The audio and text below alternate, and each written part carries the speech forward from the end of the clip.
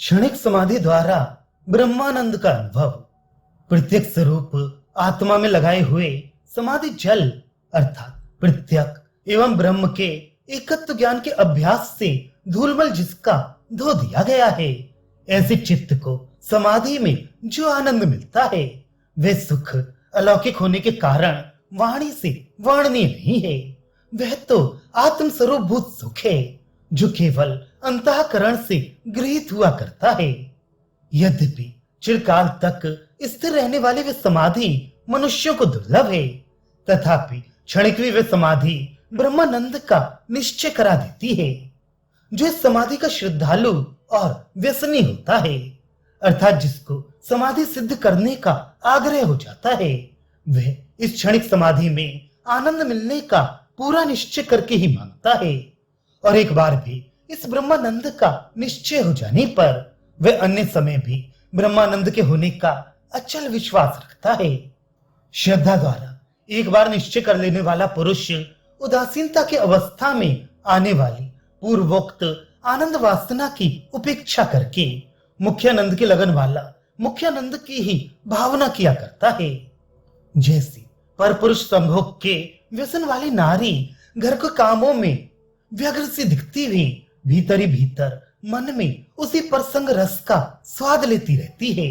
इसी प्रकार पर तथा शुद्ध आत्म तत्व में एक बार क्षण भर के लिए भी विश्राम प्राप्त कर लेने वाला धीर पुरुष बाहर से लौकिक व्यवहार करता हुआ भी मन में उसी आत्म तत्व का आस्वादन किया करता है। धीर शब्द का यहाँ क्या अर्थ है?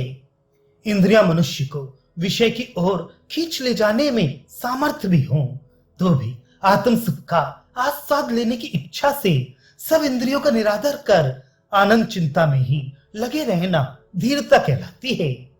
जैसे लोक में बोझ ढोने वाला थकावट दिलाने वाला सिर के बोझ को छोड़कर थकावट दूर करता है, ऐसे ही सांसारिक व्यापार को छोड़कर मैं अब श्रम रहित हो गया हूं। इस प्रकार की उत्पन्न होने वाली बुद्धि को विश्राम कहते हैं। बताई गई निरतिशय विश्रांति को पालने वाला पुरुष अपनी उदासीन दशा में जैसे परमानंद साधन में लगा रहता है, वैसे ही सुख और दुख की दशाओं में भी परमानंद स्वाद में तत्पर रहता है। पुरुष निजानंद को छोड़कर विवेकी को दुख तो क्या सुख की भी क्या इच्छा नहीं होती। उत्तर: जब किसी के लिए सती स्त्री के लिए अग्नि प्रवेश का कोई कारण उपस्थित हो जाता है, तब श्रृंगार के विषय में जैसी वैर बुद्धि उत्पन्न हो जाती है, ऐसे ही वैराग्य आदि साधन संपन्न विवेकी धीर की ब्रह्मानुसंधान के विरोधी विषय सुख में भी वैर बुद्धि उत्पन्न हो जाती है। अभिप्राय यह है कि विषय सुख से मनुष्य बहिर्मुख होकर आत्म अनुसंधान के अयोग्य हो जाता है। अतएव विवेकी लोग विषय सुख की इच्छा नहीं करते।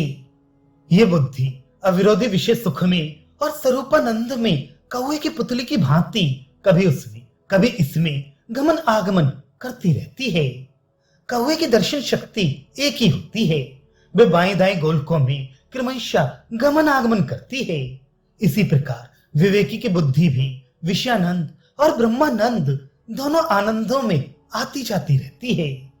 तत्वज्ञानी विषयानंद और ब्रह्मानंद दोनों को एक साथ भोगता हुआ दुभाषी के समान लौकिक और वैदिक दोनों प्रकार के आनंदों को जाना करता है। क्योंकि विवेकी लौकिक और वैदिक दोनों व्यवहारों पर दृष्टि रखता है, इसलिए दुख में भी अज्ञान अवस्था की भांति उससे उद्वेग नहीं होता। अतः दुख अनुभव के समय भी वह निजानंद को नहीं भूलता। जैसे गंगा जल में आधे डूबे शरीर वाले पुरुष को शीतल उष्ण दोनों ज्ञान एक साथ हो जाते हैं।